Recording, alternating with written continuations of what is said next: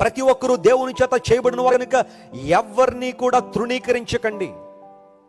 ఒక మంచి బట్టలను వేసుకోవడం పొరపాటు కాదు, కానీ ఒక మంచి బట్టలు లేనోడిని చూసి నవ్వుతున్నావంటే అది ఖచ్చితంగా పొరపాటే.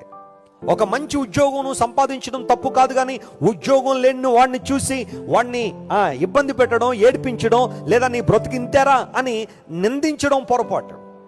ఒక మంచి కారులో నువ్వు ప్రయాణం చేయడం పొరపాటు కాకపోవచ్చు, కానీ సైకిల్ మీద వెళ్తున్నావు చూసి హేళన మాత్రం చేయొద్దు.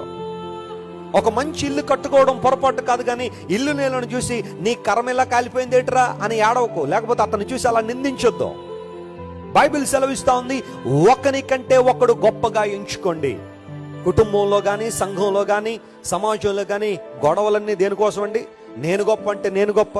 ఈ రోజున క్రైస్తవ్యంలో కూడా ఇదే బాగా చలామణిలో ఉంది. నేను గొప్ప అంటే నేను గొప్ప, నా సంఘం ఎంత అంటే నా సంఘం ఎంత, నన్ను ఎంతమంది ప్రేమించేవాళ్ళు ఉన్నారు, నన్ను ఎంతమంది ప్రేమించేవాళ్ళు